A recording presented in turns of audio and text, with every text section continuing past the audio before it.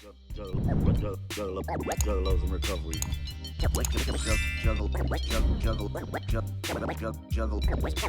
Juggalos in recovery. Juggalos in recovery. Great. Right? Hello. How's it Good. going? Pretty good. Does anyone feel like doing something a little different than regular ass boring sitting meditation today? You're the host, so I You're the am. host. What type of meditation? It is an embodied practice. So there's many different kinds of embodied practices, mainly as a way to take your meditation off the cushion and to give you a sample of it in the waking world while you're in activity. Such examples could be like a walking meditation, where you're just slowly, mindfully feeling your feet make contact with the ground and just that's it, mindfully walking. There's yoga, that's a form, but the one I'd like to introduce today is called Qigong. Is anyone familiar with what that is? I think you've mentioned it before to me, and I looked it up, and I don't remember. Okay. So, Qigong is kind of like Tai Chi, where That's you're right. doing, where you're doing like movements and visualizing chi all around you, entering every pore of your body as you inhale and exhale, just inhaling fresh new chi, exhaling old, worn out, depleted. So, as someone who struggles still with like anger issues and control, Qigong is one method I've discovered to help ease some of the tension. And I'm fucking fat and lazy, so it's also not that hard either. um, so yeah, so the one I would like to introduce is called the Eight Brocades. No clue what brocades means, but a quick Google search some other time will probably help. So for this, we will need to be standing and, you know, arms length away from anything we might bump into. So if we want to adjust our cameras, find some space, and then come to a standing posture, and then we can begin these light exercises. Okay. Probably gonna have to go to speakers here.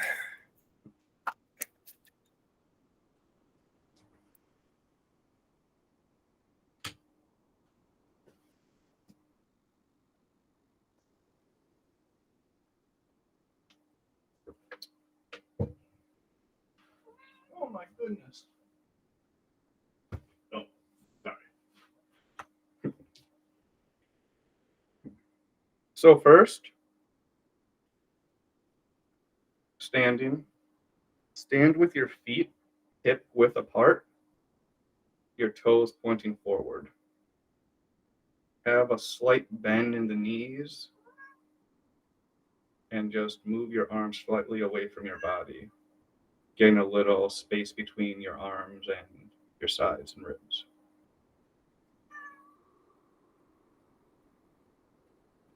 Just stand in this position and just feel the strength of your legs supporting you, your spine, your shoulders, your head, all stacked up on top of one another. This pose right here is called Wu Chi. Doesn't matter. If this is not comfortable for you, you can place your hands over your hara or solar plexus area, just taking in some nice calming, cooling, cleansing breaths.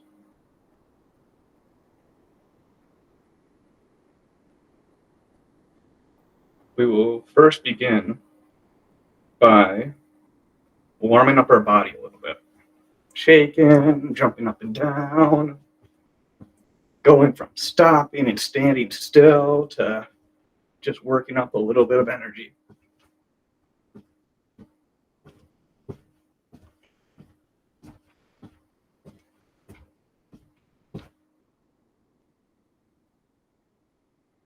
Whenever you're ready, return to Wu Qi and just take notice of the sensations in your body compared to the first time and now.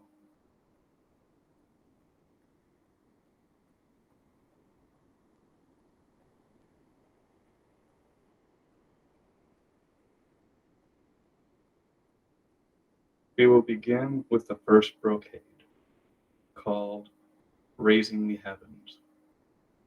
Step out just slightly beyond hip distance, as long as you feel good and supported. Still a little bend in your knees, spine straight.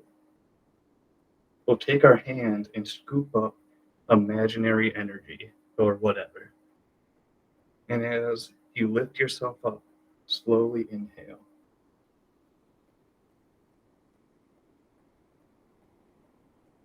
When you get to about shoulder length, slowly exhale and lower your hands.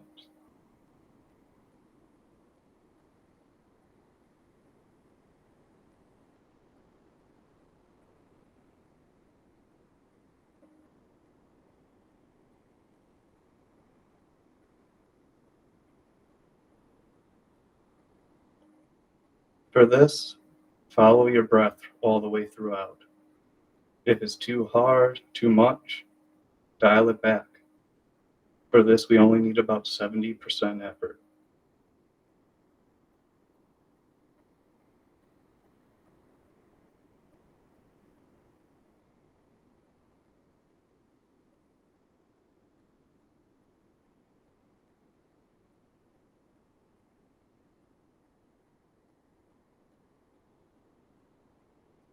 Wu Qi. Come to a standing position. Feeling the energy in your body. Just noticing, no judgment, but just as it is right now.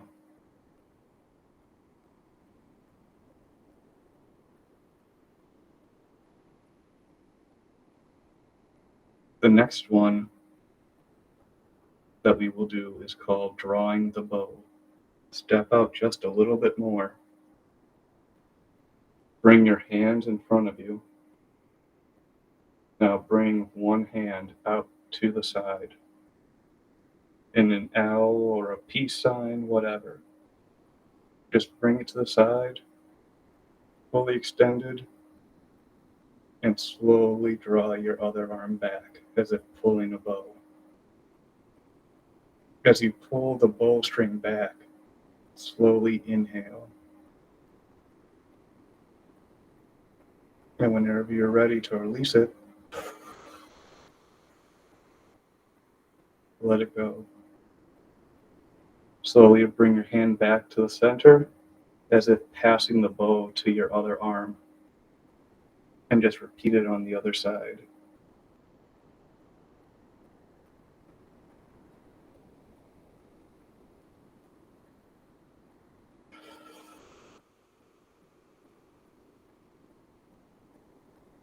Whichever arm is extended outward, your aiming arm, look through it.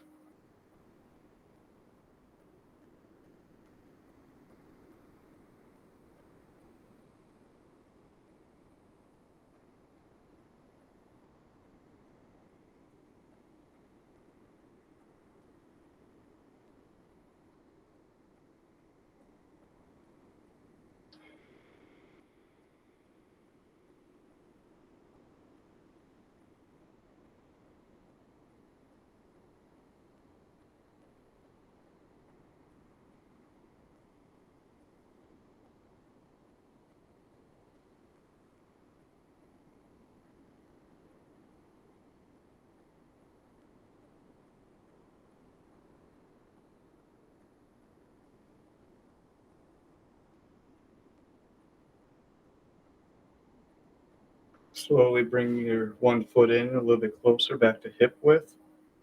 Return to Wu Qi.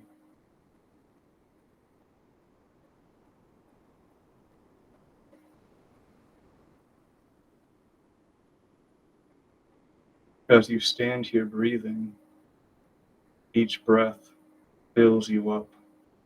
Fresh, new energy. Each exhale, stale, depleted energy leaves your body.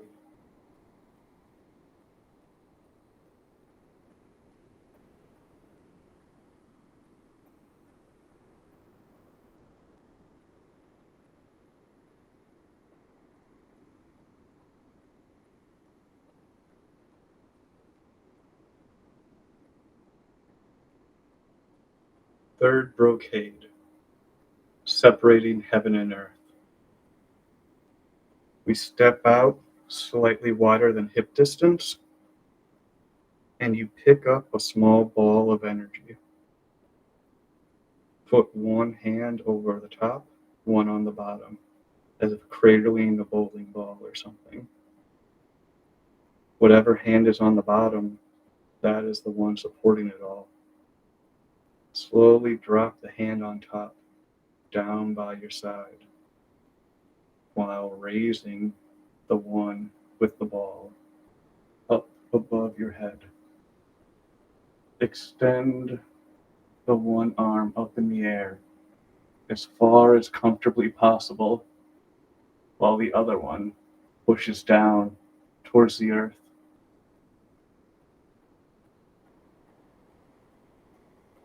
Then slowly bring it back together. And when your hands meet, the ball is now in your other hand. And we repeat the process on the other side, raising the ball, the orb, while your other hand drops down.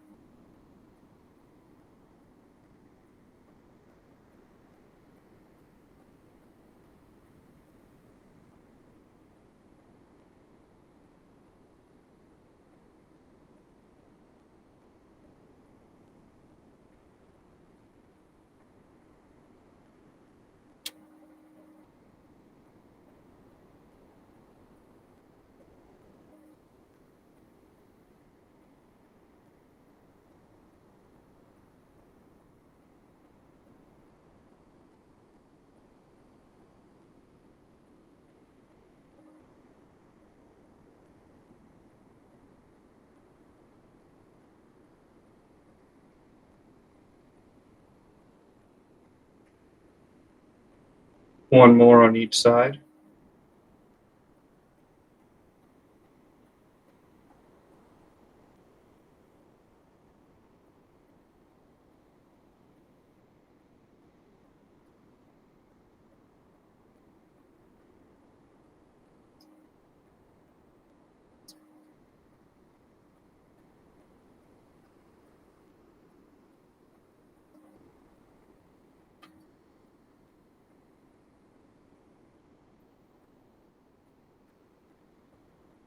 Once you've completed, you can lightly set the bowl down and return to Wu Qi.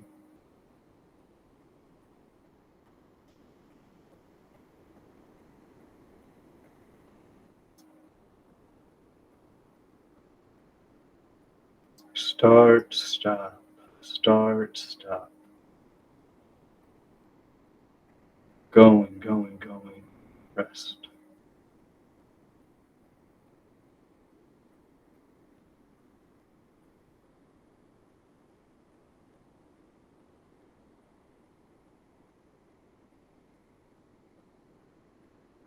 Fourth brocade.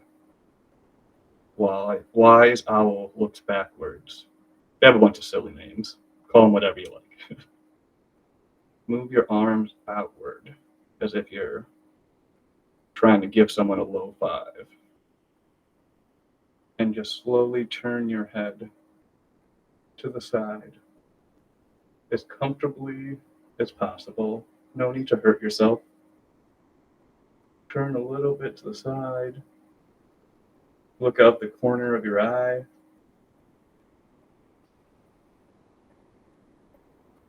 And then gently return to center.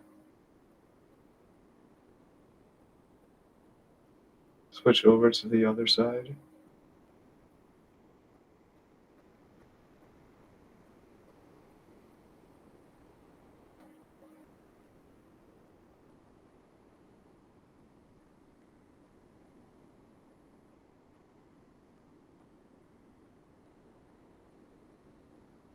Please do 3 more in your own time, in your own breath.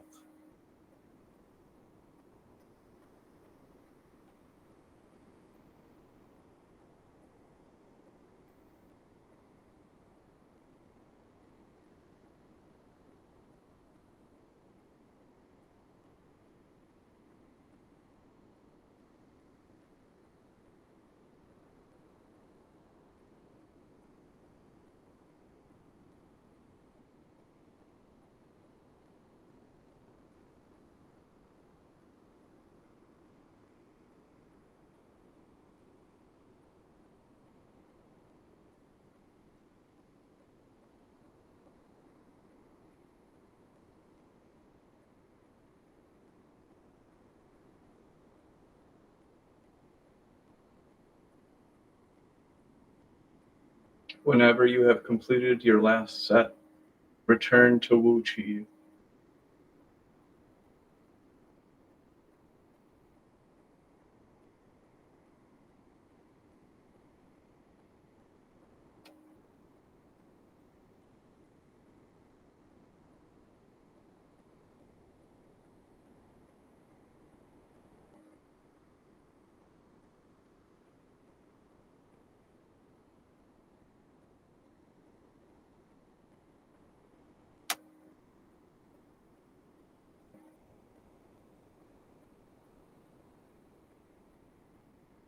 Fifth brocade.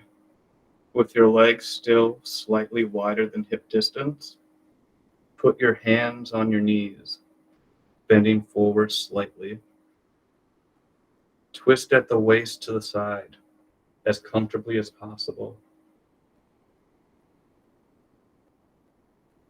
Inhale as you turn to the side.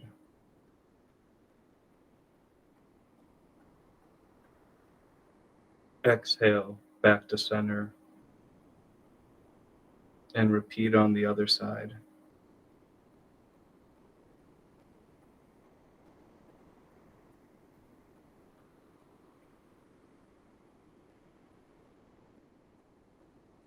I feel like I'm taking a massive shit right now.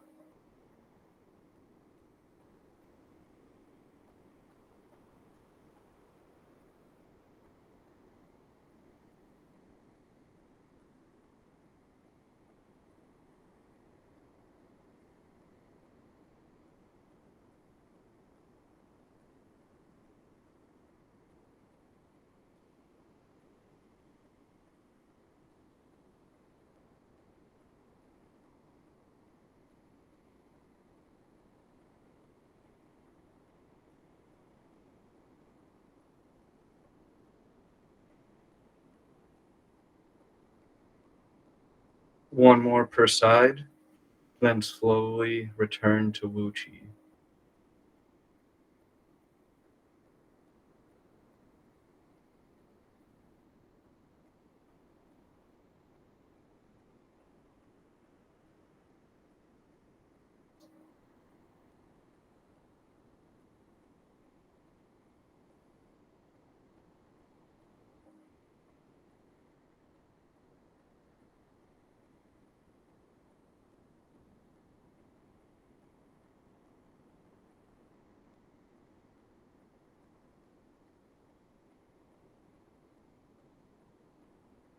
Take notice of any sensations you feel inside your body, outside.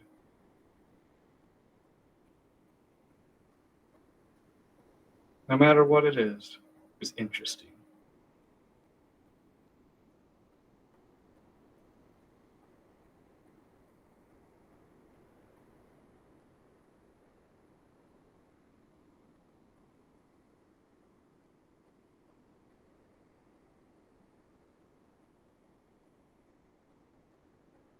Sixth brocade. Gazing fiercely. Put your hands in front of you. Raise them up. And quickly bring them to the side. Down. Comfortably, swiftly. No need to hurt ourselves. But whatever fist is sticking outward, gaze past it. Ferocious intensity at whatever sort of enemies you may be facing. Slowly bring your hands back to center and repeat on the other side.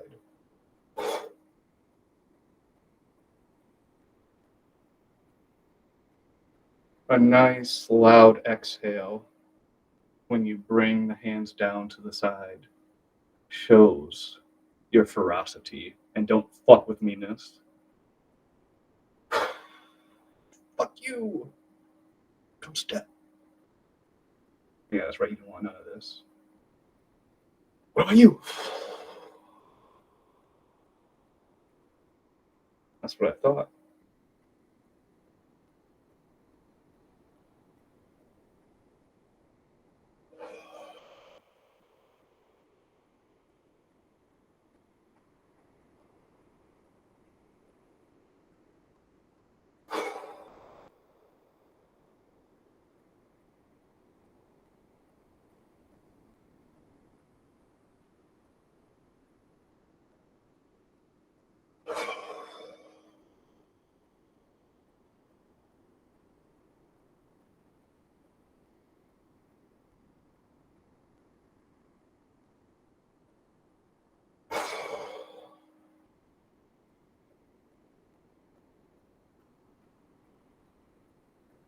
One more per side, then return to Uchi.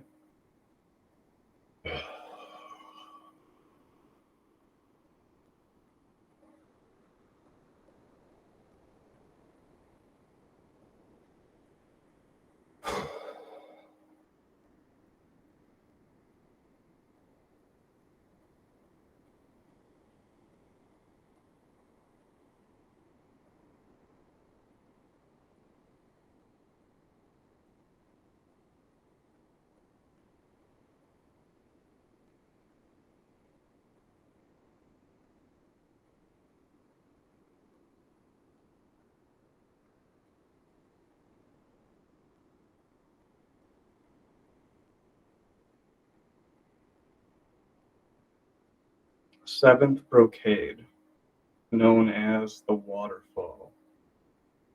From Wuchi, drop your chin to your chest. Slowly, gently, let your head slide down the front of you. Slowly, slowly. Some people say they can feel each vertebrae slightly unstacking as you bend forward. Maybe that works for you? Awesome. If not, just slowly go down. Once you get to your hips, bend at the waist. Let your arms float to the ground, or as far as comfortably as you can.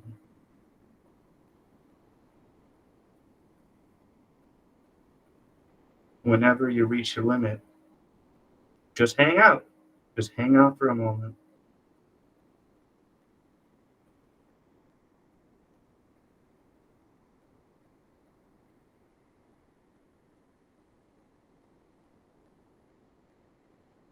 If you can, tilt your head forward slightly. Try to look between your legs if possible. Just to let the neck get a little bit of a stretch. To feel weightless for a moment. To relax. Loosen.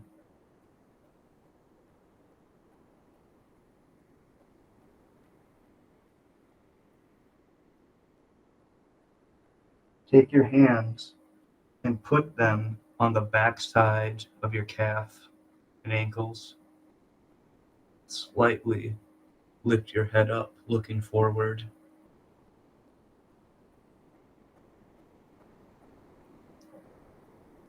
Return to the position you were just in, head down. Slowly rise up, allowing your hands to follow the back sides of your legs to guide you.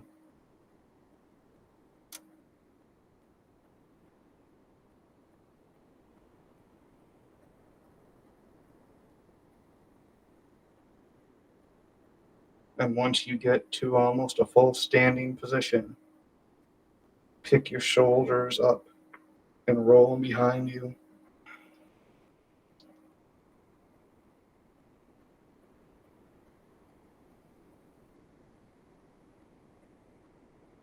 We will do this 2 more times, dropping the chin to our chest,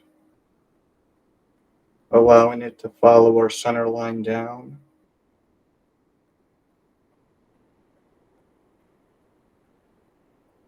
Slowly, comfortably breathing, 70% effort.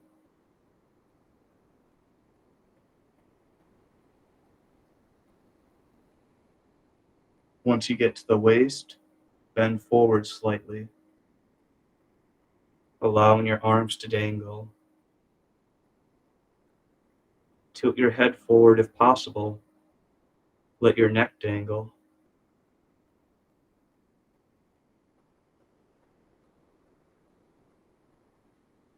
Just breathe calmly, comfortably.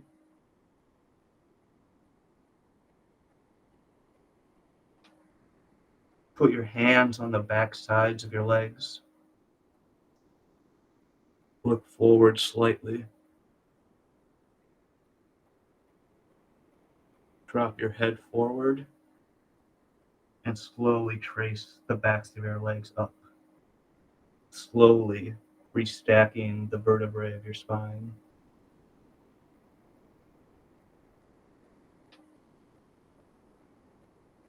Feeling the strength of your leg muscles supporting you.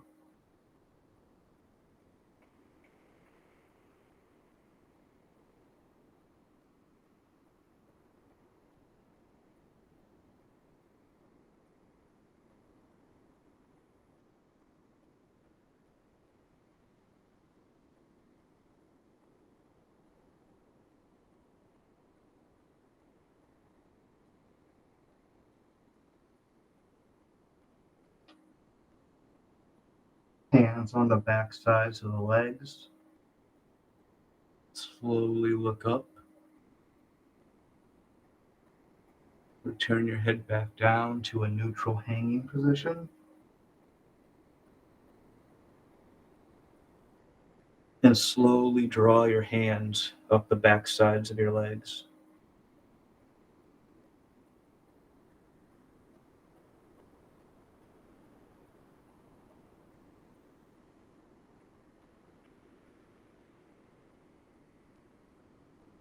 One more time, then we return to Wu Chi.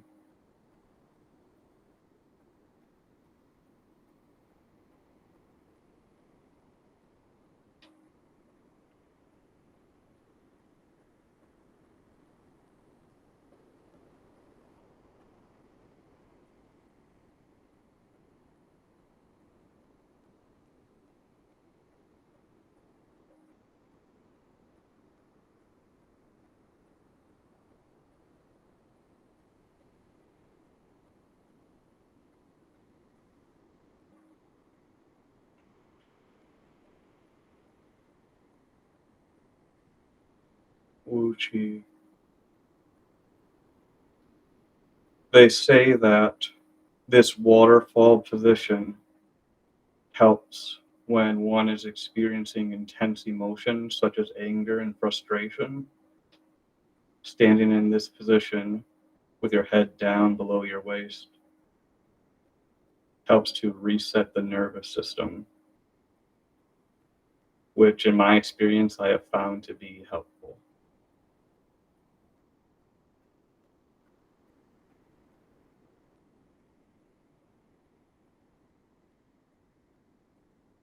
8th brocade. Release. We'll stand a little bit closer and get a little bounce, mainly slapping our heels against the ground. And whenever you're ready, stand up on your toes and let your heels slam into the ground. Slowly bring your arms forward to balance yourself. Please do this 5 times and return to Wu Chi. You may begin your initial bounce however many times you like.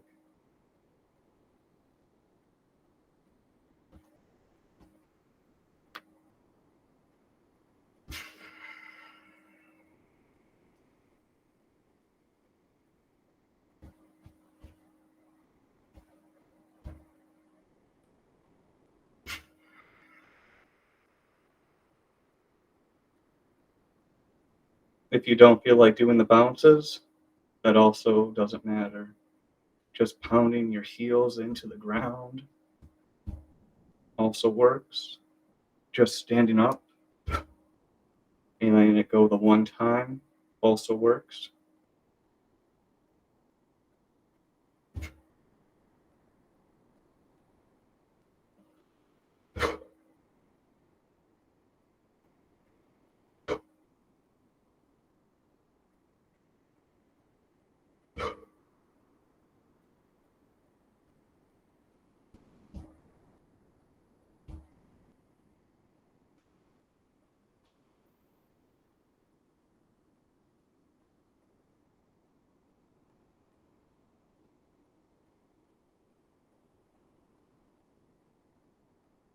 Wu Chi.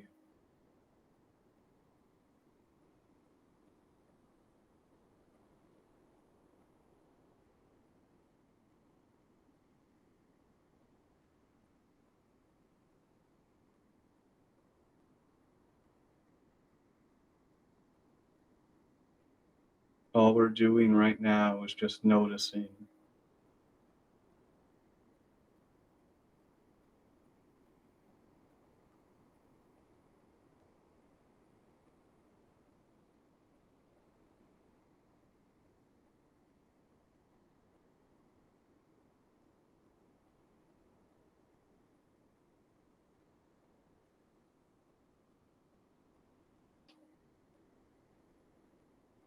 We end by extending our arms out to the side, making an arc above us. When our arms get as comfortably high as we want, slowly bring them down in front of you, wiping away anything excess you don't need.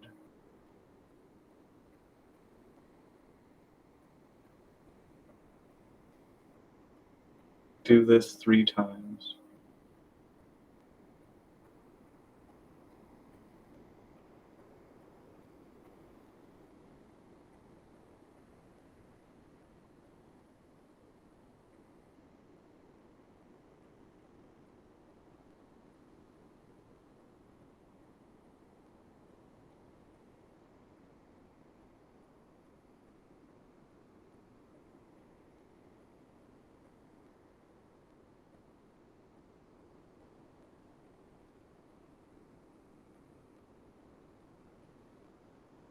On your final one, place your hands on your hara or dantian, solar plexus.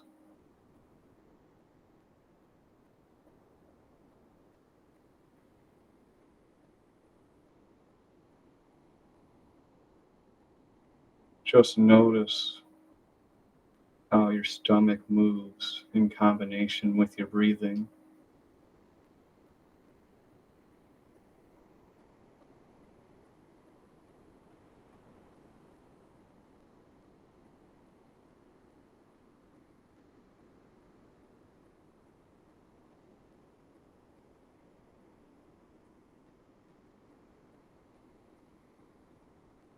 Thank you all very much for your practice.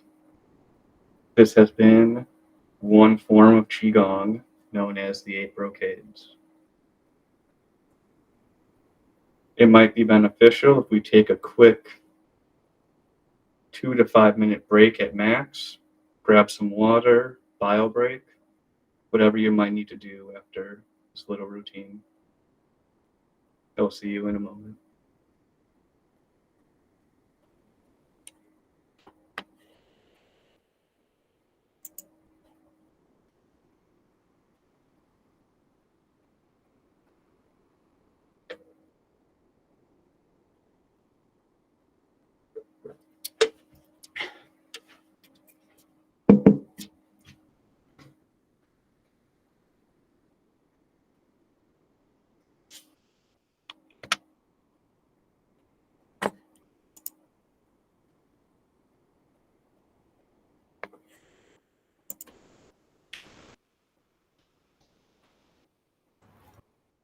I like that.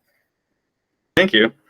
If you want to see a hilarious one, Claire and I, for a morning's list quest, had to do some sort of spiritual movement. So we made our own Qigong video, and it's fucking hilarious. In half the shots, like Claire and I are both taking turns, like performing the exercise, while the other person is giving instructions. So in like half the videos, there's just like a, oh yes, bending forward, and Yeah, I think I saw that one. Did you yeah, post that on the? I remember that. yeah, super silly, super fun. But yeah, so that was just an example of some Qigong practice.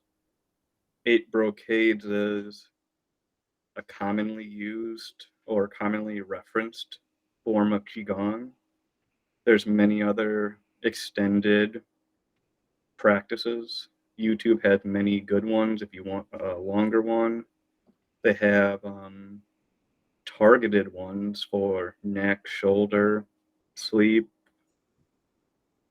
many different things. And how do you spell that? It is Qigong.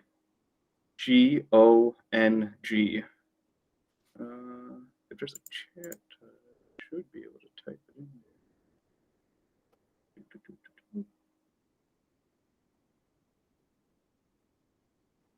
I remember doing a similar routine when I was going through training for Reiki many years ago.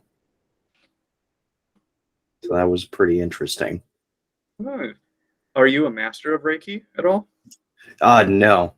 A few of my friends are, but they actually had offered it as an after-school program at my high school, and I lived in a very conservative area, so we only got through 2 levels before they disbanded it. Mm-hmm. I mean, 2 is all you really need. I mean, Right. yeah, like a friend of mine attuned me to level 2, but of course, it don't mean shit unless you have a paper from somewhere that says. Mhm. But yeah, in a Oh, I crazy know. way. Yeah, you gotta have your whole lineage and all the way back to Asui. Nah. So Nah. fun. Mm-hmm.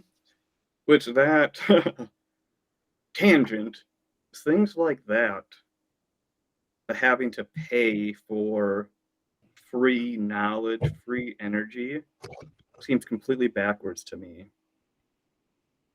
Like, I can never justify trying to sell Reiki or tarot readings or things like that because it just seems so available to me. Like, it feels wrong to charge people to breathe air. It's backwards. But I'm also a little mad. Not like angry Right. mad, like maddening. That's kind of the thing with it is like I kind of understand why people charge for certain things, but at the same time, knowledge needs to be passed on if you want it to continue to stay around. Exactly. I'm not a fan of guarded knowledge for a price. No, I'm a fan of guarded knowledge with effort. Mm-hmm. Yeah, if there's anything I have, I just willingly will share it, like, Mm-hmm. because we're all in this together. Yep. Hmm. That's interesting. That's the way I program. Everything I do is Creative Commons Zero, which means you're free to take any part of my code, use it however you want, as long as you don't even use it in commercial purposes, as long as you don't um, charge for my specific code. Hmm. So it's I appreciate that, Kent. I Yeah. love my free and open source. yeah, that's I copy left, all that kind of stuff. I'm just always been Mm-hmm. into that. Some of the stuff, the physical meditation stuff reminds me of something I'd read called the Tibetan Five Rites. Mm-hmm. Um, and here, I'll post the link here. I posted it in chat. Okay.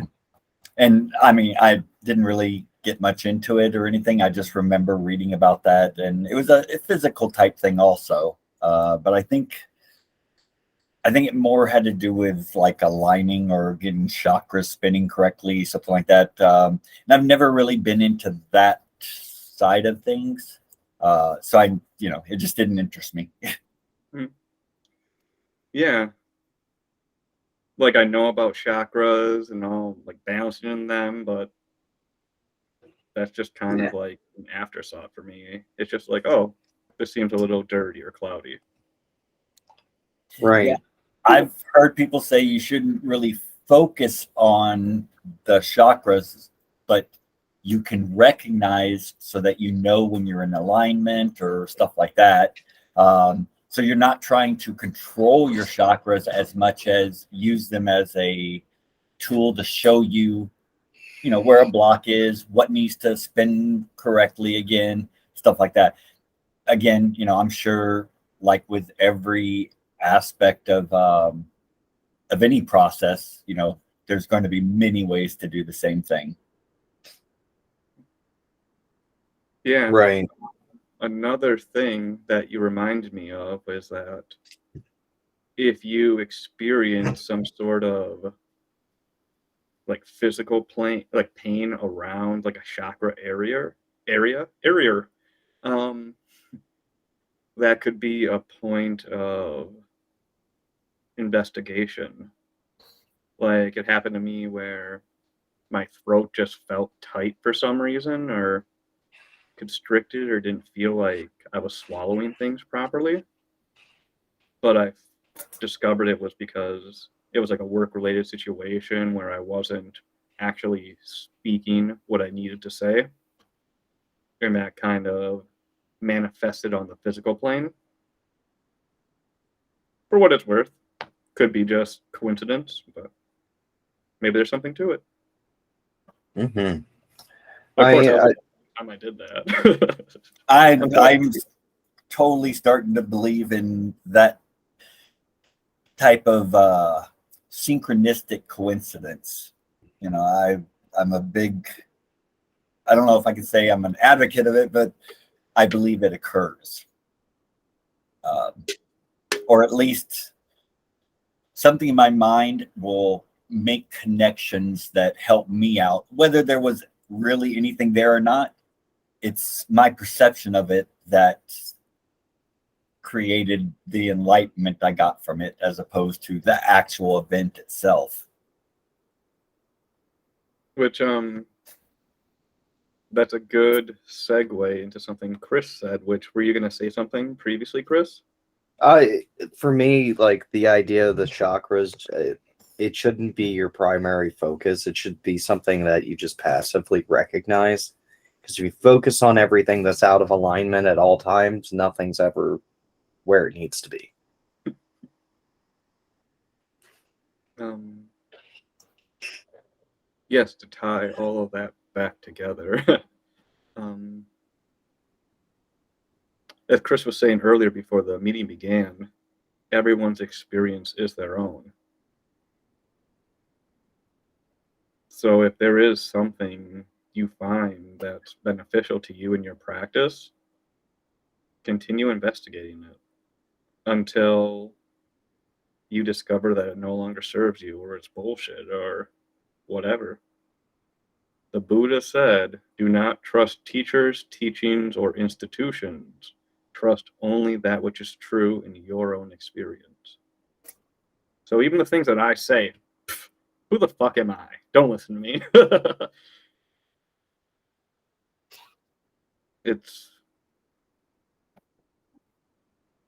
It's like copying the answer off a test. Yeah, you might have the right answer, but do you actually know it? That's a terrible example. I don't even know what I'm saying right now. But yeah, main takeaway.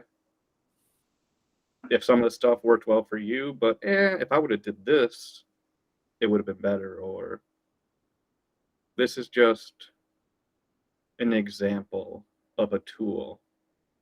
Everything I present is just basic low-level shit. But it gives us there's a always springboard. Yeah. I mean, there's always Google if we want to push further. Mm-hmm. I was gonna say with it too, I found a ball. So when you were talking about balls, I was like, "Ooh, I have an actual ball in front of me." But then the cat kind of went crazy. So not always a good idea to use a ping pong ball and try not to drop it. Bad idea, but it worked at the same time. Awesome. That's all that matters. Did you have fun? Do you feel good? But yeah, I just have to be careful because, as I say, I grabbed the ball because my wrist is still all weird, but at least that showed me where my wrist is still stiff, which is interesting that you can even use it for that you can see which part of your body not to stretch at all because it's dangerous. Or it could be if you do it too far for your own good. Any relaxation or anything like that you experienced? I was trying to do it in a teeny tiny area. Not a good Okay. idea. Need more room because that's why I kept juggling with my phone and having a wire and then having to go to my other headset. Doesn't matter. You're still here, and that's all. No, yeah. I'm glad you got to join this one, Josie. Yeah, I'm getting better at figuring out my technology stuff and then taking break from technology to learn actual board games and dice games, which is interesting because I did play my first game of Magic and something else, but the person that helped me with it is doing laundry, so I could explain part of it, but I know it's not the right character. It looked like a dragon with a chicken on it as a head, a cock something or other. I don't know the actual name, so I'm not gonna. What was the cock monster? Cock a dragon do. There you go. There's the word. As he walked in the room, I couldn't remember, but we did a thing with that. It was interesting. I got to play with dice and do a real game, which was fun. But I would definitely say good teacher and definitely got lost a bunch with it. But it was fun. Well, fuck did we get a meditation meeting with nerdy juggalos? Hey, I almost Hey, did sorry. like a Morton's list thing of like, all right, I'm gonna make a list. Roll. You have coin, flip to change it. And then Pretty much everything is Morton's List centric around here. We have the Monday meetings, which are literally a Morton's List inspired meeting topic. It's roll a 30 and pick a meeting. So if you wanted to incorporate that too, that wouldn't be surprising to us. Mm-hmm. I thought about it, but I was like, it might be too last minute. Like, I don't feel like I would get like a good list, especially if I want to try and incorporate the coin flip to like change it. But yeah, maybe next. What about taking it in a direction that like Jess had with the Morton's List cards, where they present aspects, like that one that we did, I think it did, spooky and something else. And it ended up that the quest we decided on was, breaking into a graveyard and taking a picture or something like that. But it was all done just from a series of like 4 or 5 cards that gave kind of facets of what you were doing. So instead of having 30 different, meditations, maybe a card that talks about a particular focus, and then one that talks about, the setting that you're doing it under, and maybe the other one is different style. I'm not sure. I'm not, you've, I think, explored meditation way more than I have. But something like that. I don't know if that's an option to give it, like more of a card type thing. Mm-hmm. I like that idea. Yeah, Which we did one a couple of years ago with a set of cards and just had 6 different options on it. So all you needed was your cards and a D6. Mm-hmm. And that would be something easy enough to do because you just shuffle, pull, and roll. Mm-hmm. Yeah, that's not a bad idea either. Yeah. But since it's like the top of the hour and before we sign off and everything, I would definitely like to just ask everyone present, is there anything or any sort of meditation topic you would like to see? Like something that's like, oh, this seems interesting, I want to know more about it, or I heard about this, or just trying to get some general input from the people I here have and one what they're looking that's cool. Sorry to interrupt you. The hand one. Breathing with the hand. My daughter showed it to me before. It's a simple one. I can't remember what it's called, but it has to do with breathing in and out with tracing your fingers in your hand. Because that's a simple one people can do anywhere at all. But I don't remember what exactly it's called at the moment. Do you use that one where you breathe and like that? Is I think it's called hand breathing. It's like as you breathe in, trace Yeah. your finger up the side, and as you breathe out, trace it down. Yeah, is that something that you do, Josie? That's something my daughter taught me to do and had a picture and everything, like of a flower and different things. But that's why I was trying to think of the actual word to it behind that one, because that's one someone else that my daughter taught me that I didn't know. And I've been trying to think of the technical word for it. Is it something that helps with focus or calm or? I would say it helps with all of that technically. If too many things are overwhelming, your hand's always with you. You can use both of them or even have someone else trace your hand or trace it with any object to be able to do it. So it's easier in a simple meditation form. Okay. That's not bad. I'm looking just briefly, and it seems like that's a breathing exercise, like more directed for kids, or it's a way to it's a simple breathing exercise, simple enough for children, but yet still for adults and everything like that. Yeah, it's I've never basically heard an of all it ages meditation one. That's simple in like 15 minutes, I think, is how the It's time rated frame to. was for it. before. Very cool. I've never heard of that before. I'll have to definitely do some more research into this. Very cool. Thank you for the suggestion and just the new learning opportunity. And thank you to your daughter for teaching you that. Well, there's another meditation to put on your quest list. Mm-hmm. Yeah. Does anyone Dean, else what have did you think? suggestions for other meditation types? I want to do some Buddhist shit. Okay. Like what kind of stuff? Tell I me mean, I you're a don't know, Bodhi tree for. something rooted in Buddhism. Okay. There was one thing I was thinking of that was kind of silly and kind of fun. It's my favorite part of the morning service that we have. It's called the Pure Awareness Dharani. And a Dharani is like a chant or a mantra, basically. So, Yeah, tonight, right after the bow, I got interrupted, so I just was stuck listening most of the time. that's I got I got two cycles in, and then was like, I have to work now. I mean, that's why we've got the YouTube. So Yeah, I know. I was still listening the whole time. I'm like, man, I'm missing it all. I'm gonna have to do this later.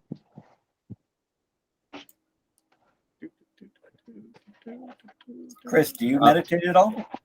I don't know, but daily. What kind I've do you read do? some. Oh, I'm sorry. I think I interrupted you, Brian. My bad. Go ahead. Yeah, I just do just a simple reflection thing.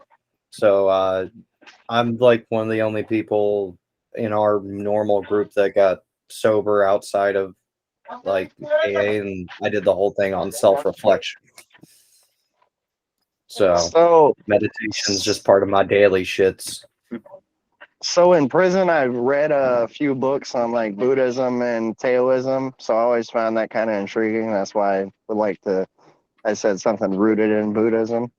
All right. It's very conscious, conscious spirituality, like in both those religions. So I don't know what kind of meditation practices they have really though. Oh, there's a bunch of different kinds. It all just kind of depends on what you're actually trying to work on. This is the Qigong is like in my lineage, they have something called 5 training mirrors, which are basically like vows or ideas to try to embody this way, the Buddhist path. The first one is affirm life. I affirm all life. I do not take the life I was given for granted. I do not take the life of those others in my life for granted. And just kind of basic stuff like that. But the more you look into it, it just gets deeper. And then it's like, okay, well, am I polluting? Am I taking care of my environment? Am I trying to emotionally grow up? Am I trying to develop a meditation practice so I can gain more space between fuck this shit and whatever. That was like years ago. But I'm gonna try something. I do not know. And then there's something I find intriguing. I've listened to some different YouTube videos on it. As I think I'll probably wreck it. It's called like the Velas. It's pretty intriguing stuff. And Chris, that That's wasn't a joke when I said Buddha shit because it's I know. meditation. It just I was made me being dead laugh. ass serious. But the Velas are the ascension meditations, right? Yeah, I've listened to something like that. Yeah.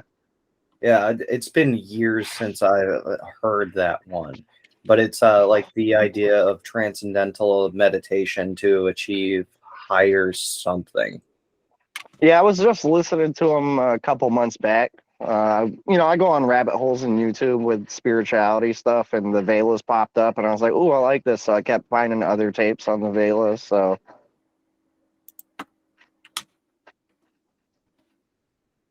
How do you spell that? I think it's Vela. I have to Google it real quick.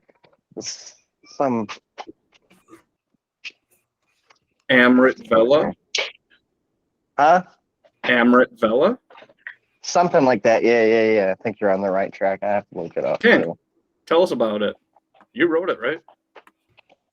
No. That's actually my last name, but I don't know anything about that.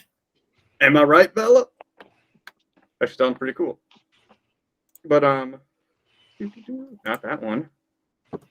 Okay. Let's see if this will take up the whole screen or just one window. It opened Cool. up the I can whole still see screen people. for me. What was that? It opened up the whole screen for me. Do you still see everyone on the side though? I see them at the bottom, but I can move them to the side. Nope, doesn't matter. That's fine. Hide. I wish I could zoom in more.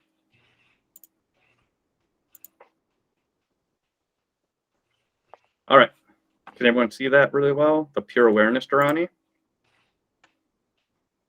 Mhm. So basically, how this works is during a typical retreat, you don't really get to talk to people. You don't even really get to look at them. And this is the one time where that rule gets thrown out the window. It's all goofy and silly.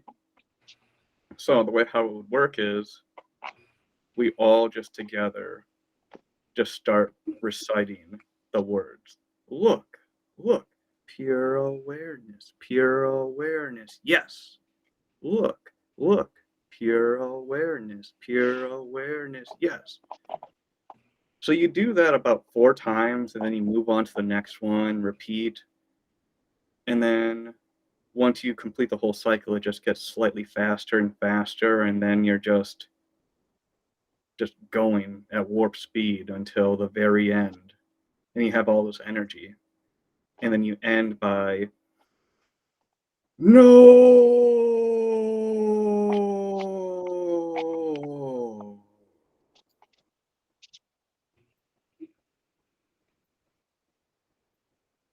And then supposedly after that long, slow shouting of no, NO/KNO, that supposedly is like the most alive or the best part of your meditation or you're most aware at that point or a bunch of other some things like that. But I will say that after doing such a silly thing like this, getting all involved, looking at everyone in the eye, something about just all that energy and just it just seems very still. Hmm. Is that something everyone would like to try or save for another day? Well, I'm outside in an apartment complex where I live. It's probably not the best place to shout. It doesn't have to be incredibly. I mean, the louder the better, but it could still just be like a no. Doesn't matter. But we could always do this some other time. This was just one silly thing that I enjoy in like a Buddhist sense. Yeah, as far as like more Buddhist meditation, it's mainly just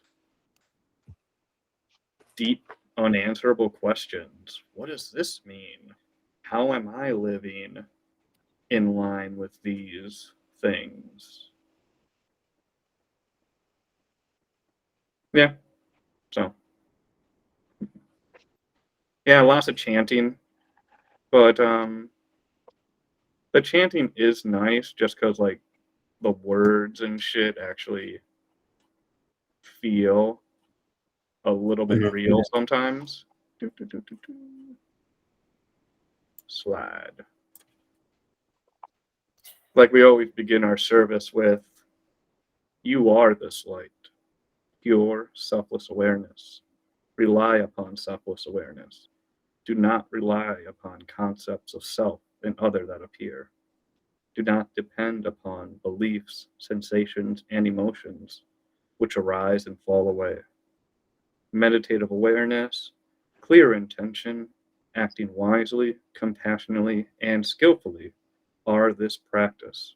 Rely upon this only, rely upon this ceaselessly.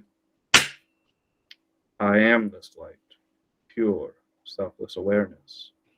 I rely upon selfless awareness. So anyway, That actually, that one's more my style than the morning one. mhm. Uh, I like that one a little bit better. At least Yeah. the words, resonate better with me. Yeah, so my school or lineage that I belong to is called Hollow Bones. We are an American Rinzai school. What does that mean? Basically, it means that the guy who is the abbot of this lineage, you know, typical regular ass dude, central, America, Midwest, super into acid, LSD, bunch of fun psychedelics. Got busted for transporting large quantities, ended up in jail, dove deep into meditation practice, eventually went to Japan, studied in like a hardcore Zen monastery, did all the required training to receive the transmission to, it's called Inca, which is basically signifying that a head priest or a Roshi has sufficient knowledge of the Dharma or the way of Buddhism, and they then are free to promote and talk about such things in their own right. So this guy, our abbot, he was like, nah, Japan, you're fucking up. You're old and outdated. Yeah, this works cool if you're like a samurai in feudal Japan, but we live in the 21st century in America. Like, you know, we don't deal with sexism, xenophobia, you know, old outdated shit. So that is one thing I resonate with this lineage, is that it still has deep roots tied to traditional Buddhism with a American plastic surgery facelift. Hence why in our Sutra book there is different language. You know, like if you were to look up Ada Deepa, which is a traditional morning service chant or prayer, it might not be exactly like this. Certain things have been added, removed, changed for us fat-headed Westerners to make it make sense to our overinflated egos, so that it can all be stripped away, so that we can realize our own true self nature. But yeah, I will say that as much as I'm like, why this, why?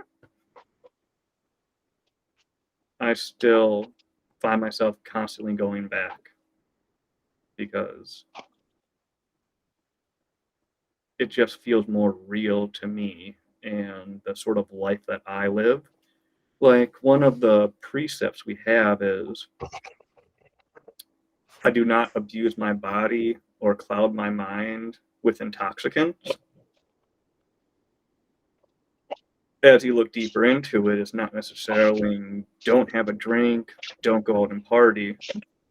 It's more saying everything within limits. You know, have a beer, do your whatever, but don't do so much that you lose sense of yourself, your deeper nature. So, I was just looking at it on YouTube. It's Amrit Vela, but I don't know how to say it correctly. But those were the tapes I was watching, and I was watching some other tape about the different types of cleansing, whether it's like wind, water, fire. Because I was just in a wormhole on it that day of all types of different like stuff. But I guess the Amrit Velas, there's different ones for different things. I don't know what it even means. Just was listening into people talking about it and listened to some meditation about it. That was a few months ago, so it's kind of like vague in my memory. Because I just kind of went down a wormhole. mhm. I don't know if you know about that stuff. So. No, not at all. But I'm very interested. I put it in the group chat, a link to like one of the meditations I was watching, or in the chat on here. Okay. Awesome, thank you. But I just had to YouTube it again because I was looking through my history, and then I was like, oh, that's the one I was watching. And then there's, I guess, a whole bunch of different ones I didn't even know about. So Oh, that one's just from 4 days ago. Oh wow. yeah, that's one of the similar ones I was watching, and then there's a list of them. And then I was listening to some yogi talk about them, and then talking about the different cleansings and stuff. I forget the yogi's name, but he does a whole bunch of videos. I'd have to find it and post it. But he usually sends me down a rabbit hole with his videos. Has anyone ever heard of the Buddhist tale or the tragic saga of Anguli Mala? Not yet. No? Perfect. All right. So Anguli Mala was a serial killer and a bandit that lived during the time of the Buddha. So how this comes to be, or how this comes together, is that Anguli Mala, which translates to garland of fingers, wore a necklace of severed fingers around his neck. And he was going to kill the Buddha. But the Buddha used his super spiritual powers to cast an illusion on the guy to make it look like the Buddha is just perpetually out of arm's reach.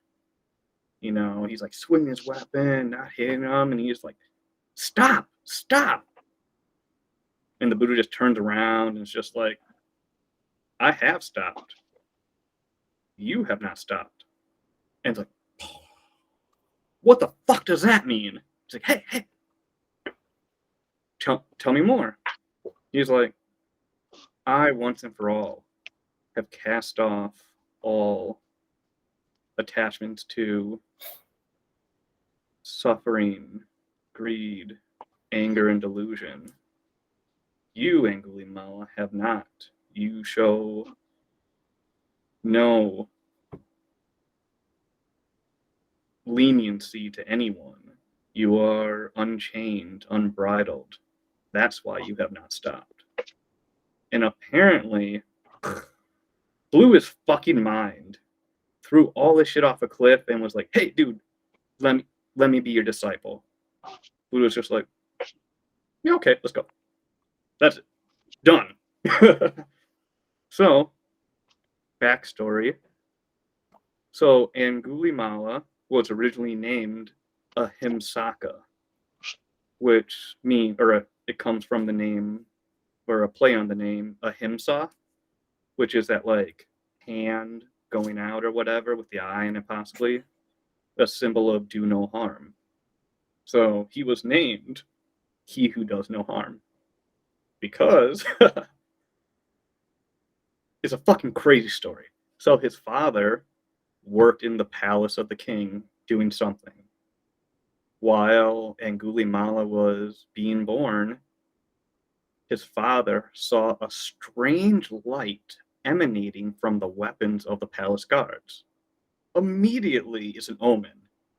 And first thing he does in the morning is go to the town's astrologer and he's like, hey, I saw this shit. Tell me what it is.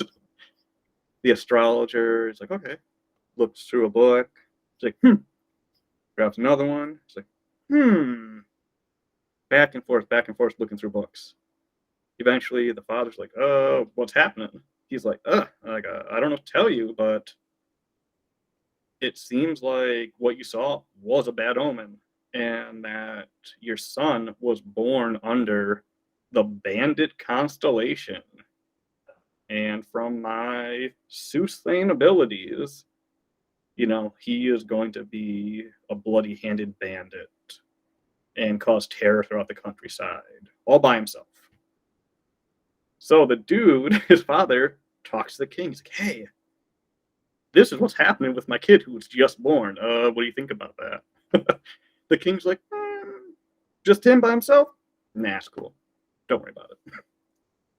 So Ahimsaka was raised right, perfect, dutiful student, got accepted into a prestigious spiritual school, but he was such a well-intentioned soul that his friends that he made there soon started to resent him. And they formed an evil plan to disgrace him in front of their wise teacher who took Angulimala Ahimsaka under his wing. Like, Ahimsaka had a place in the master's home. the master's wife would cook food for him and everything like that. So they came up with this plan that in separate groups, they would go to the master and be like, "Hey, I think something's a little fishy going on between you and him and your wife." At first, the master just laughs in their face. He's like, "Maybe you studied more like him, you wouldn't entertain such stupid ideas." Be like, "All we can do is just tell you what we saw. The rest is up to you. Scoot." So, two other groups of these ex-friends of his repeated the same process in different intervals. And this wise teacher, well sought after, was like, how come they're always laughing together? Or she's laughing really hard. How come she doesn't laugh like that with me? So it's kind of like one of those things where if you go looking for trouble, you're just going to find it if that's what you're trying to do. So something super small like the wife and Ahimsaka not rising when the master walked in the house because they were wrapped up in some conversation immediately turned into the biggest disrespect he could have done. Throws him out of his house right then and there. No chance to explain himself. Get gone. So the master's like, what the fuck am I going to do? I can't just send him back to the dorms because, as per the times, the master was very old and his wife very young, closer to Ahimsaka's age than the actual master himself. So he's like, oh, like, why? She could always just go to the dorms and visit him. Like, I can't just have him killed because he's under my tutelage and care. Like, who's going to want to seek me and my knowledge if he dies? Well, I'm what? No. So, customary to the time and culture, and in such scenarios where a student is taken under the wing of a master, there is something known as a guru gift. Basically, it'd be something like a blanket, a necklace, food, medicine, something small but meaningful. And it's like almost like an irrefutable like gift. Usually it's just prompted by the student giving something to the master. In some rare cases, a master will ask for something specific. So the master calls Ahimsaka up to him the next day. He was like, hey, all right, yeah, whatever, fuck on that for a minute. All right, so to get back in my good graces, I'm demanding my guru gift. I want 108 left fingers severed from the hands of your victims. He's like, what? No, that's completely against everything we're talking about. I can't do that. Anything but harming. Shut up. If you don't do this, not only will you bring a bad curse upon yourself and your entire family, but you'll also be disrespecting me and the entire lineage and school and everything that we over here stand for. So, begrudgingly, Ahimsaka said, yes, I will do what you ask. I will get you 108 severed fingers to get back in your good graces. But wait, there's more. But if you do this, not only will you be in good graces, you'll avoid a curse, but guess what? I'll also teach you great spiritual powers that'll end suffering and lead you to liberation. I can teach this to you if you get me them fingers. So he said yes. Not wanting to disrespect his master, want to get back in good graces, avoid a curse. He says yes. Turns against his better judgment. And in the beginning, he tries, people get away. But then eventually he's like, all right, killed someone, I got their finger.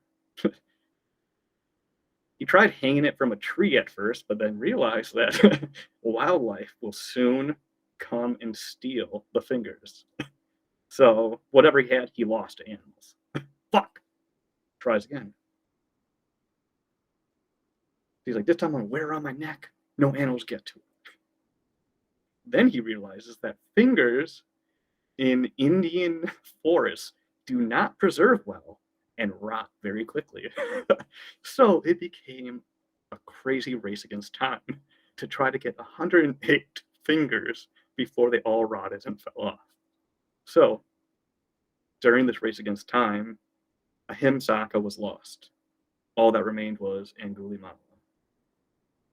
Enter the Buddha, yada yada yada. Sure, let's go. So during this time, Angulimala was such a fucking badass murderer, whatever, that the king came to pay the Buddha respect, kind of get his like well wishes. Because he's like, hey, I got this army. We're gonna go take care of this dude. The Buddha's like, hey, yeah, like, but like, what if like he renounced his ways, he cut his beard, shaved off his hair, donned the robes? You know, like, what would you do then? He's like, well, if you joined your brotherhood, you know, like all of you, I'd care for him, I'd give him medicine, you know. And he's like, because there he is right there. And he looked and he's like, let me go see about this. So he goes and like talks to him and kind of pokes and prods around like where he's from, and sure shit, yeah, it's Angulimala. And completely unrecognized him at first. And after speaking with him just that one moment, he is not the fearsome bandit that he was set out to capture and kill. This man before him was a monk. And he's like, well, here's clothes, here's medicine. We're going to head back to the castle now. Okay. End of that. Dodge that one. So, even the monks and the people around the temple that the Buddha stayed and practiced at, they eventually like realized like who he was. They're like, how can you just let this guy in there? He's like, he's doing his work. It's fine. Like, once you enter these doors and enter this brotherhood, like, you're no longer the same person you were. And, you know, it took everyone a long time to like actually come around, but through his good deeds, he gained respect and admiration. Angulimala is actually also known as a Buddhist saint of childbirth. He was walking through town one day collecting alms or donations for food, and the husband's like, oh my God, you're a monk. Quick, say something to alleviate the suffering of my wife in labor. We're afraid we might lose her and the baby. He's like, sorry, like, I don't possess such skill. See ya. Goes back to the temple, talks to the Buddha, and the Buddha basically tells him something like, as long as I have lived, I have never hurt a living being. And this karma will protect the life of all beings. Something like that. I'm paraphrasing.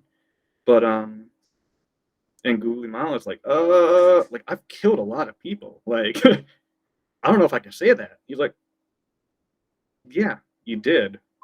But are you the same person now that you were then? Since you put on these robes, shaved your head, are you still that person? Can you still say it's true? And he's like, oh, no, actually, no.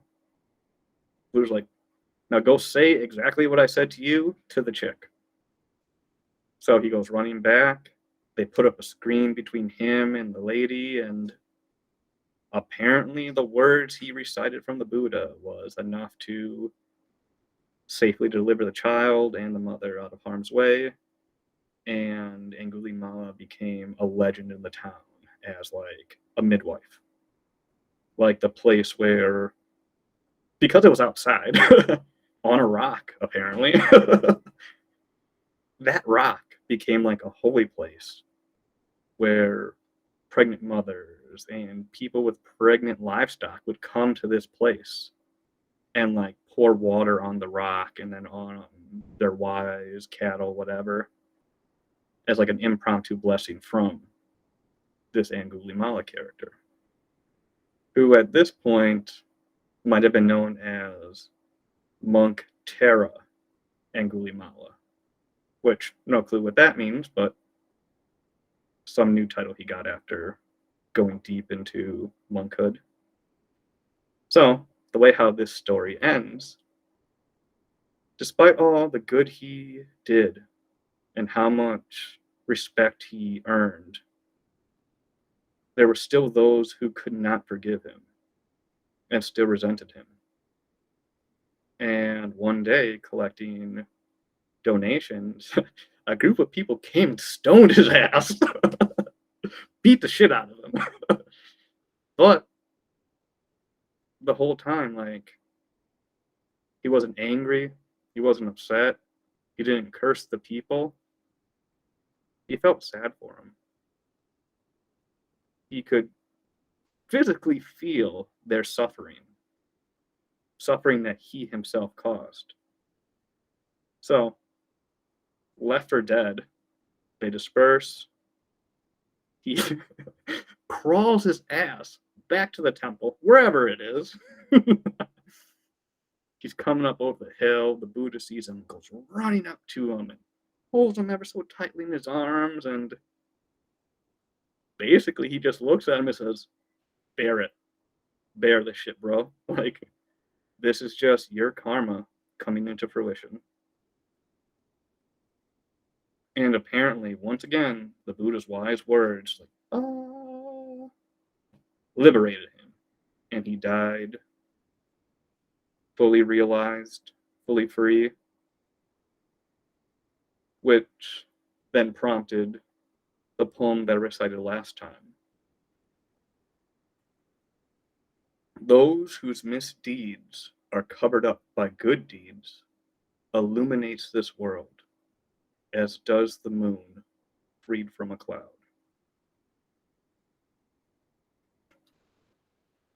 I don't know why, but just this whole story, the crazy shenanigans of it, the father who just, witchcraft. I can't make decisions for myself. I need to go talk to an astrologer and then ask the king what his opinion is.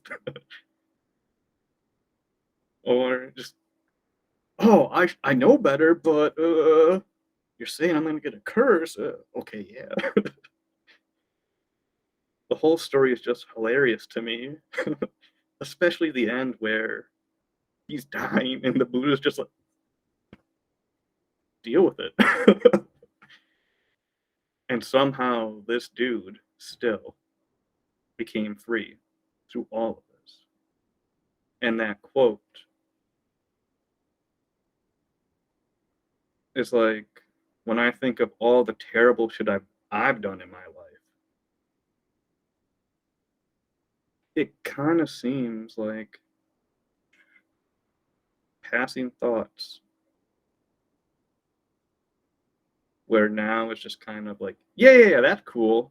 You did that, but also, what about that time you did that? That was kind of cool of you. Where'd that come from? Oh, yeah. So, that in a nutshell is the story of Angulimala, a serial killer, normal ass person, led astray by someone he trusted, and then found liberation through his actions and deeds. Pretty dope story. Yeah. I love yeah. it. It's just so fucking crazy. My favorite part was, becoming kind of the saint of childbirth.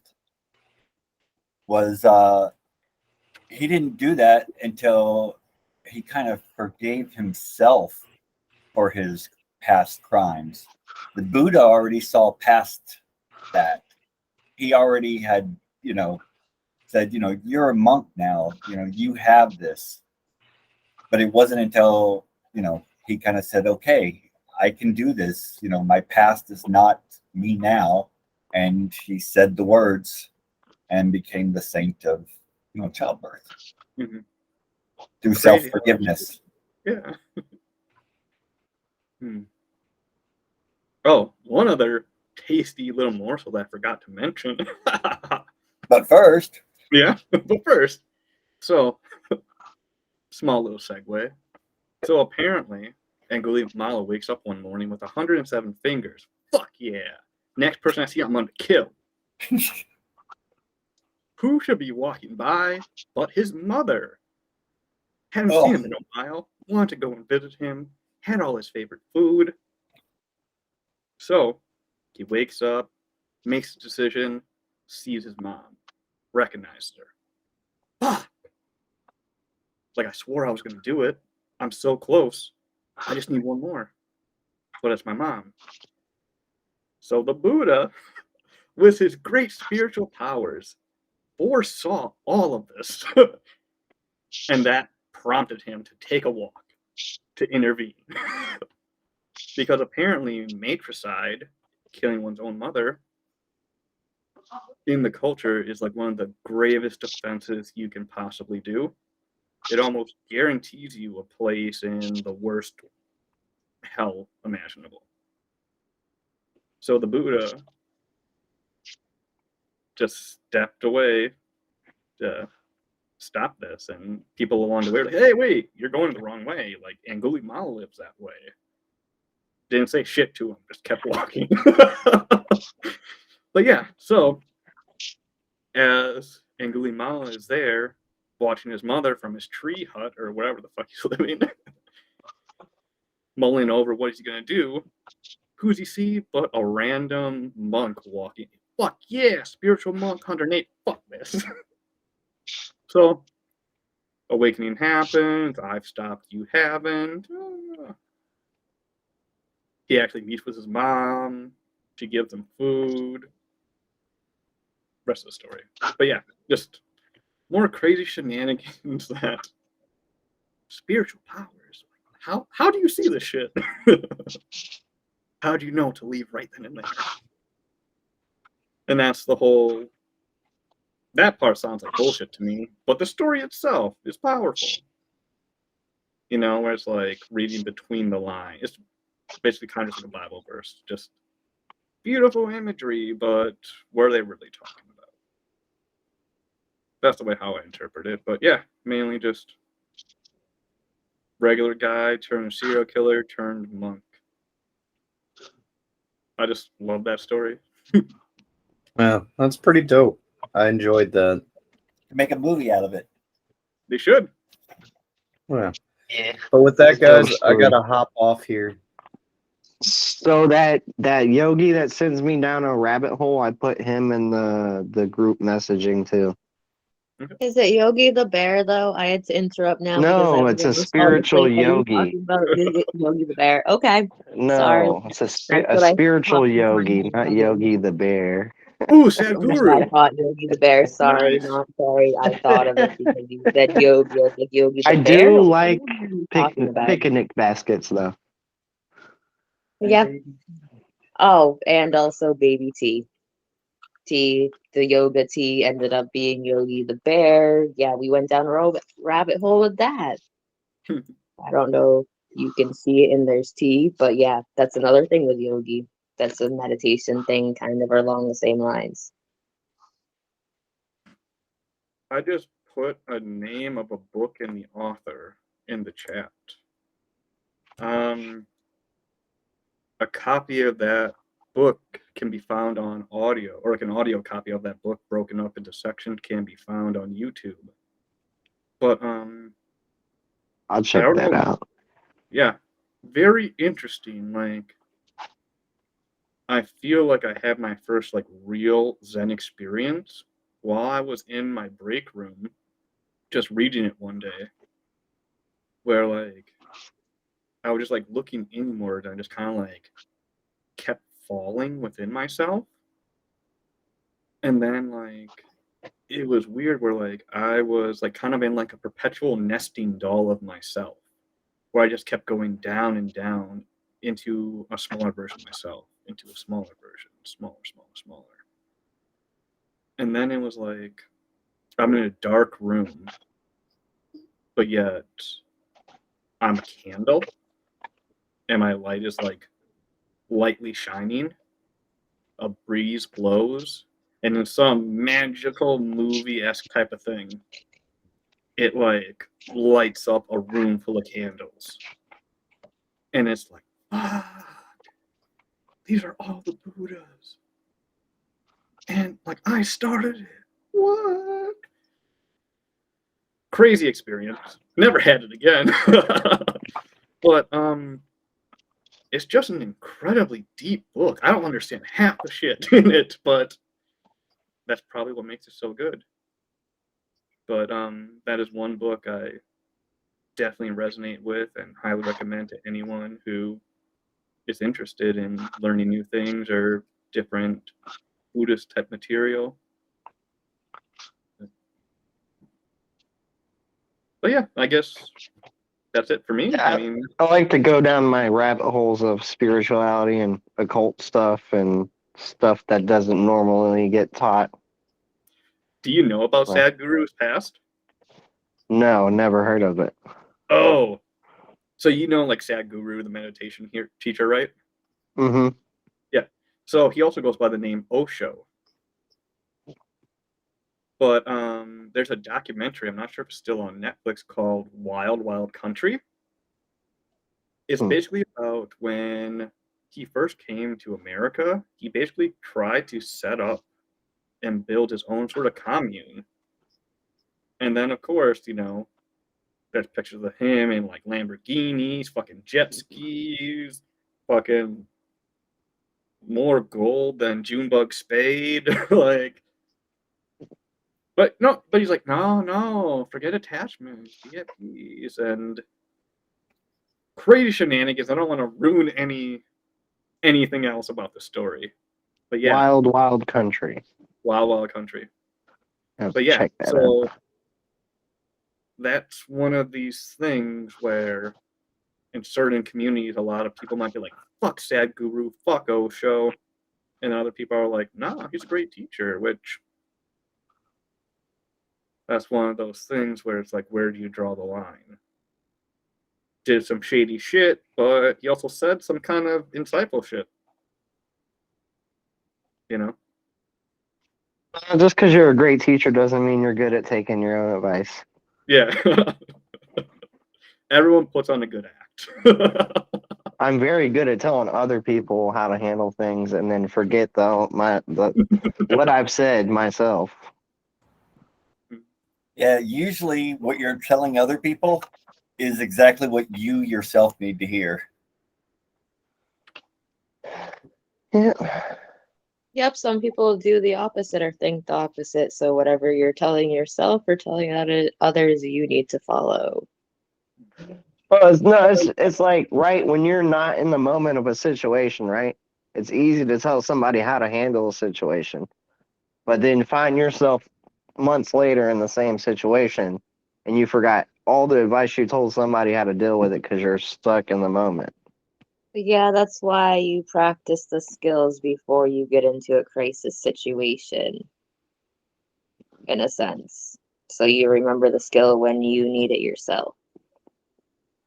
Or there's also things where shit, it happened. I didn't do it right. I fucked that up. Yep. But then it's just a learning opportunity. It's like, all right, should have did this, could have did that, but I didn't. I'll have to try to remember this for next time. Yep, there's that too. Yeah, it kind of goes along with what Chris was talking about with he was saying self-reflection. You know, that's his form of meditation. You do something wrong, well, that's fine. That's the perfect learning opportunity. So, you But don't, is it wrong? if it Yeah. leads to learning, I can't see how it could be wrong. It may have been necessary for you to take that step to self-reflect. Yeah, I'm like super deep into my own practices and just going fucking crazy with it. Where like one thing I've been working with, like a mantra, is I am loving awareness. I am loving awareness. This is who I am. I am loving awareness. But the day when the first day I heard that, I'm just like, I was so mad. I'm like, I am loving awareness right now. It's so fucking awesome. And my sarcasm just like filled me with laughter. And I'm like, yeah, kind of. Like, I'm loving this awareness that all this shit's happening. And I recognize I'm getting upset by it. Why? Silly shit. And then deeper I go, it's just crazy fucking shit of like everything is here and perfect and as it should be. And this is it. This is all there is right here. Doesn't mean shit. But I think it means a lot. I mean, even that, you know, I am loving awareness. I mean, just the phrase in your mind just takes many different routes. I mean, it could be like, I am loving awareness, or, or I am loving awareness as in the sense that your awareness is loving. I mean, there's just so many paths. It's such an open-ended phrase that your mind takes multiple routes. It's a very unifying thought. mm-hmm. Or some other silly idea that I heard that kind of makes sense is that you are the projector and the screen. Where like this is me and just talking. Like everything is fake unless you make it real. So like right here in front of me now, there are things I perceive as computer screens. There are people, beings in front of me that I perceive as people. No, this person's a male. This person's a female. That's an idea. That's a thought. That's a judgment. It goes back to the notion of you create your own reality. That your universe is your body. You are the God of your life. And that everything in front of you, you created for yourself. So then I start thinking of crazy things like, fuck, I offended you? Damn. I am so sorry I created you in my existence to be offended about what I'm saying. I will work on recreating you.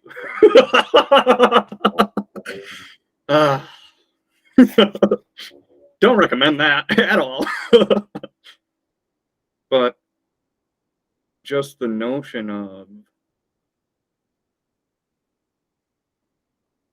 like an example from today, like I have a coworker I call Sigh Guy because he's always just like, dude, are you okay? Yeah, I'm just breathing. Like, okay, whatever you say. But yeah, it's like initially I just feel like, fuck you, you're an asshole, you're a nepotistic prick who just got here because your daddy is someone here, and but that's all just projection. It's like you're still a breathing person like me. Like I see you breathing and sighing all the time, which sighing is just breathing. You're just breathing, as you say. So why am I getting upset for you breathing? Why am I not upset with myself for breathing? It's like, oh, okay, well, why are you always talking about stupid shit and blah, blah, blah? Okay, well, I guess you're trying to be friendly and build relationships with coworkers, and then it just came to a point of just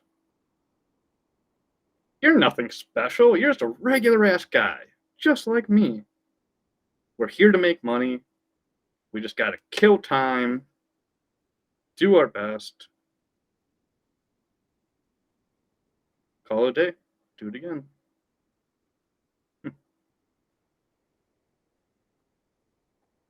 Yeah. So just weird, stupid little thoughts that pass my mind. Sometimes, as silly as they are, actually lead to something. Where it's like, oh fuck, I never thought of it like that.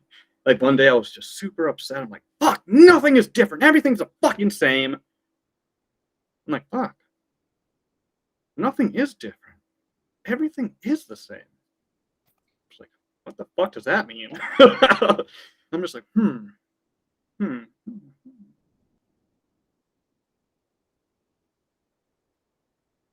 I don't know.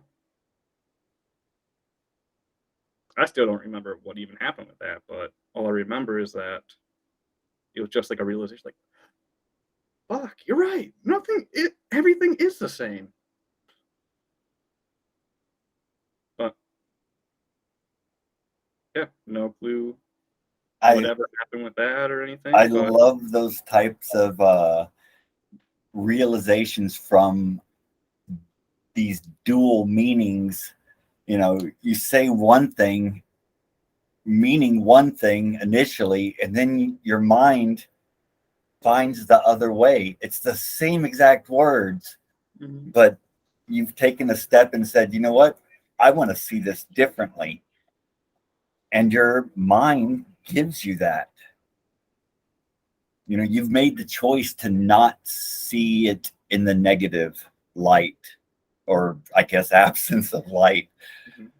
And just that choice lets your mind take that step. And, you know, those exact words meant something totally different. And then you step back, and the same exact words meant something completely different. You know, something that was enlightening instead of, you know, spiraling you further down into a hole. Mhm. I love stories like that. That's awesome. Wish I could recreate it or do it again, but that's just the unfortunate side effect of growth. Is just I don't even know if I grew at all, but it was just a subtle release, just not as tight, just a little bit, just a little bit. But that moment turned into a moment that could have been far worse Mhm. than it was, you Mhm. know? And it's those little moments that just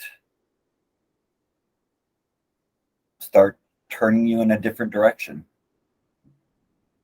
Yeah, and that's like the thing about Zen is that like it's not some big thing. Like enlightenment isn't some sustained way of being, lights, bells, sounds. Enlightenment is like a drop of water in a desert. Just a taste, just a taste. It doesn't last long whatsoever. Even when you like, yes, a tiny little drop. I wish I had more. Where'd that go? But yeah, the whole turning things around. Like one thing they talk about quite a bit in Zen is like the chaos of it all. You know, no chaos, clarify, condense, stillness. But for me, like chaos is it. All there is chaos. You want something, you don't want something. Nothing ever stays the same. Everything is constantly changing. In my lineage, they talk about loving compassion. I'm like, no, fuck that. Chaotic compassion. That's where it's at. How much can I love whatever's happening right here, right now? And I don't know. It's like, I don't know if it's because of Morden's list or just Juggalo magic or whatever, but for whatever reason, I resonate with chaos. And while I do occasionally view it as like everything I don't want, it's like chaos is just another term where surprise, you get a million gifts right now for no fucking reason. What? Fucking crazy. Anything can happen. And just that surprise of anything can happen. Like, I'm so fucking mad right now. But it's not gonna be like this forever. Just wait till I get back and I'm gonna love the shit out of you.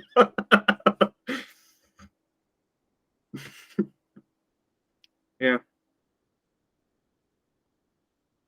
Oh, it makes Uh, sense. Yeah. Or it's just like Chaotic darkness is compassion. bad, you know, it's only go towards the light. It's like, no. It's like that's what my crazy DLZ Dark Lotus Zen is about. Is there's a quote that says, no mud, no lotus. You know, the mud of everyday life, the things you don't want, the things that get you stuck. Is like without all that shit, the lotus wouldn't bloom. And that is one thing I look for. Those moments where I don't like this right now. Why? Why can't you love this right now?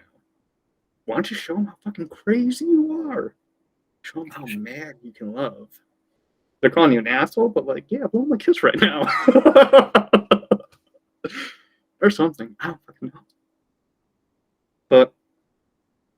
But that was jumping topics.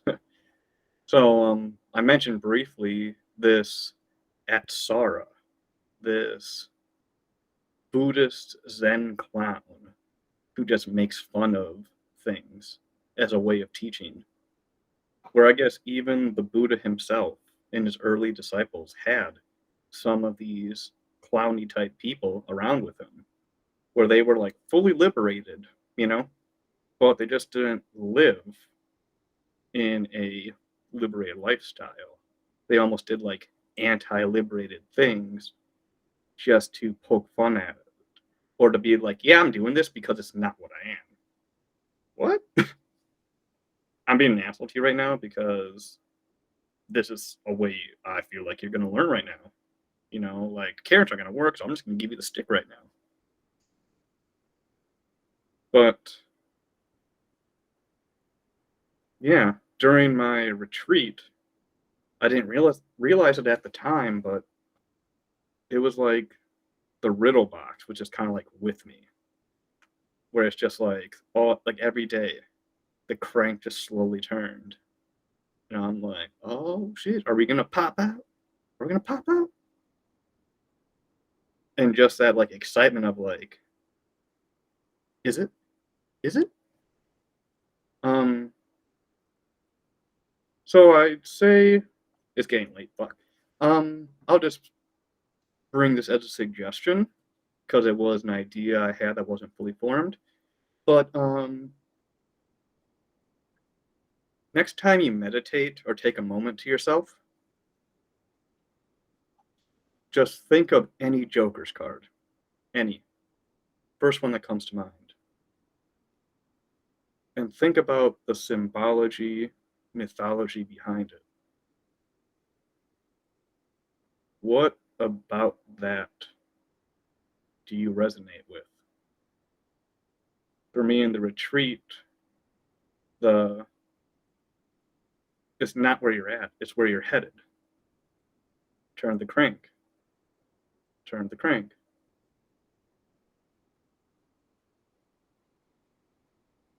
And just something about the surprise of it all just did something for me. I'm not sure if it might have any value to anyone else, but it was something that came to me. Was just, we all know what they are. We all have our favorites. Why are they our favorites? You know, like, yeah, the music are good, songs are dope. But if we're just looking at like images, mythology, why am I attracted to this one right now?